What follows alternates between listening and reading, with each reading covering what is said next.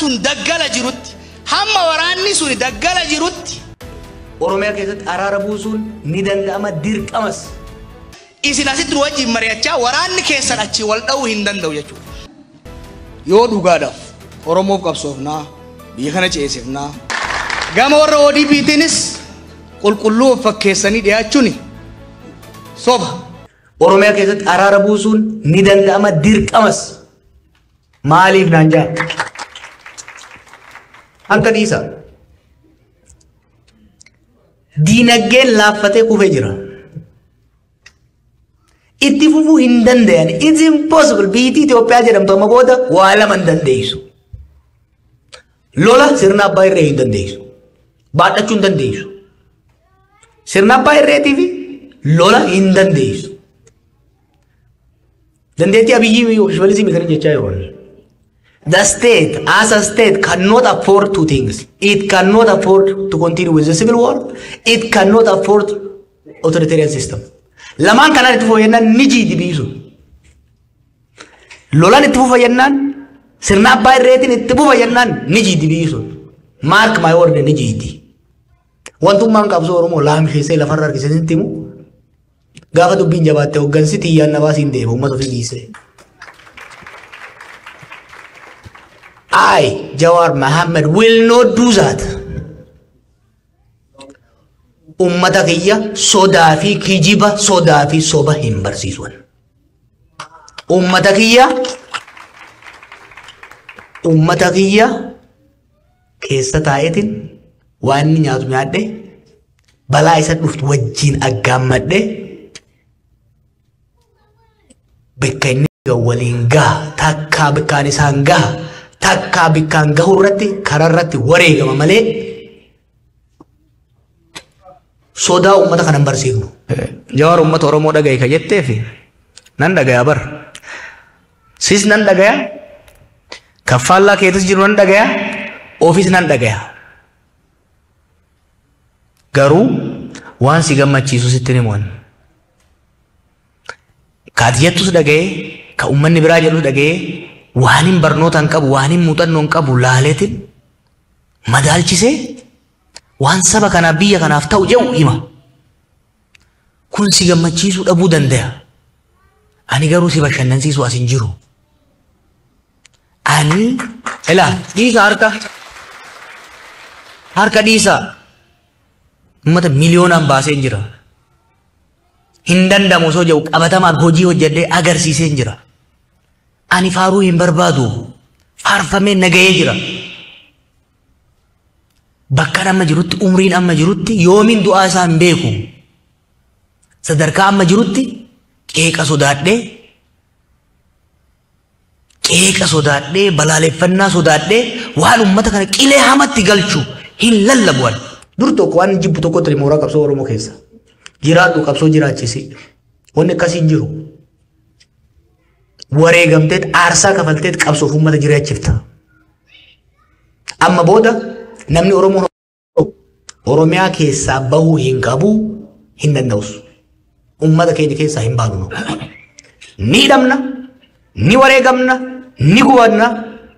Nurratti immoo lafee teenya irratti dhiiga teenya irratti kabaja ummata keenyaa biqilchina malee dheessinee sodaa barsiifnee biyya teenya hattutti dhiibnee biraan deemnu.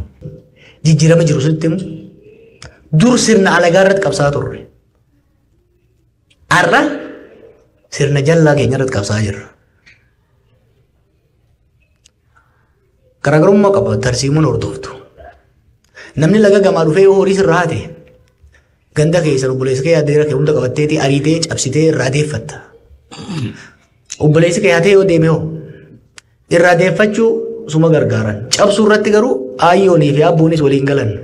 Ayyoonni diddi ilma fi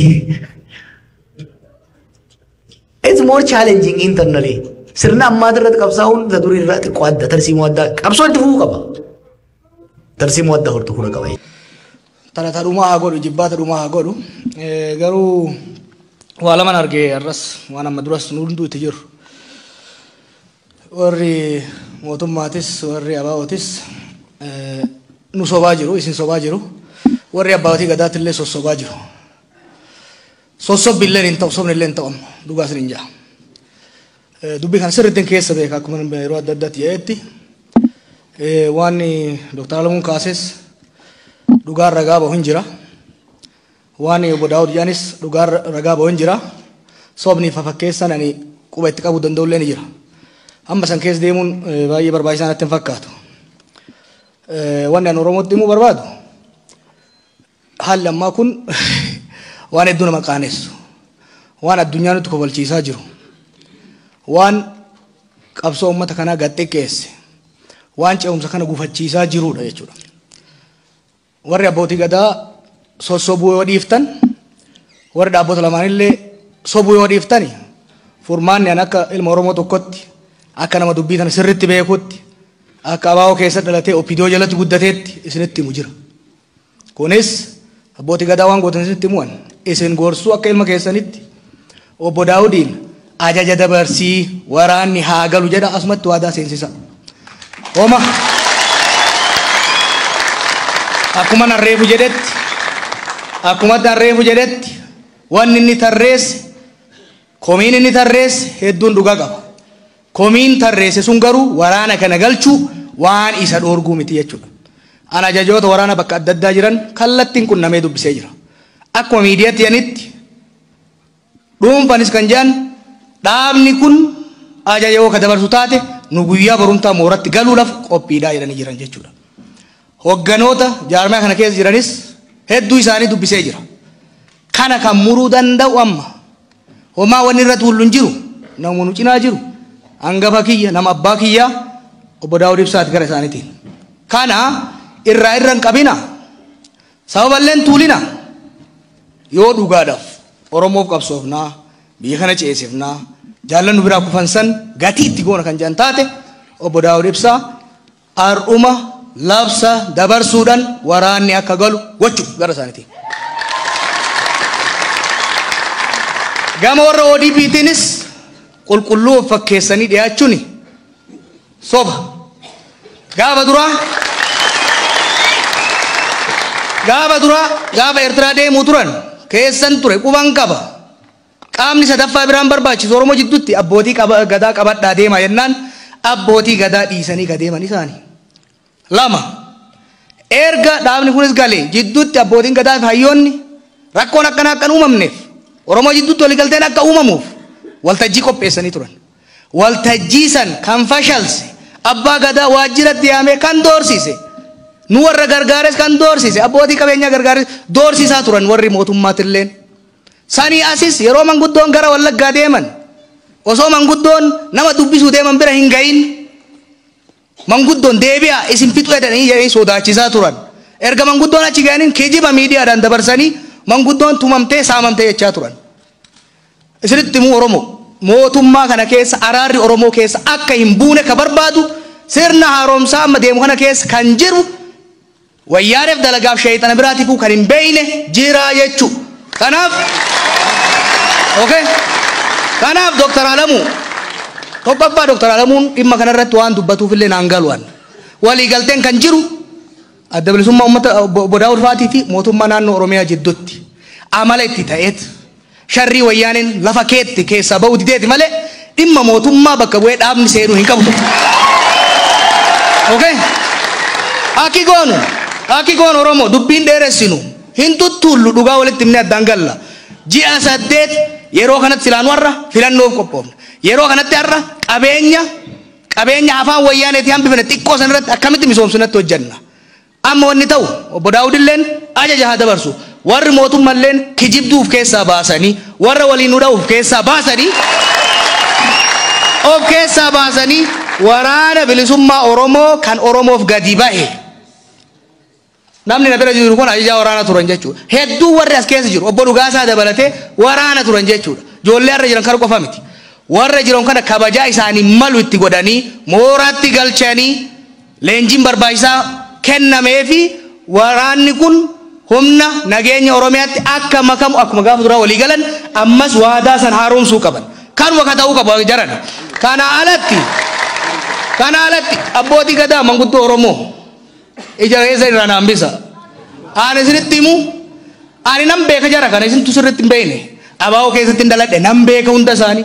OPDO mataa keessa na tumaa turte nan beeka hunda isaanii sirrittan isaan beeka wajjin hojjedhes isaan gara fuulduratti baasuu irratti illee wajjin hojjedhes dhugaan jiru jarri kun walamanaan turre iccitii tokko isinitti himu nu asii jaarsummaa jenne handaara keessa deemna asii walitti isa hin qabna obbo Daawud Faan Harargeetti osoo nafin mooraa waraanaa bananii leenjisaa turan dhugaan kana ka jiru akkuma torban darbeetti illee dhaqee dubbisee tindu jarri kun illee asii araara jecha asii nu sossobaa waraana isaanis cinaa Somaaliyaa irraa kaasanii cinaa Eertiraa irraa kaasanii Wallagga galchaa turanii jechuudha har'a ummanni Wallagga ummanni akkasi qabsaa ture suni halkan warri Obbo Daawud Ibsaa guyyaa warri Alamuu Simee ummata shoorar keessaa jiran okay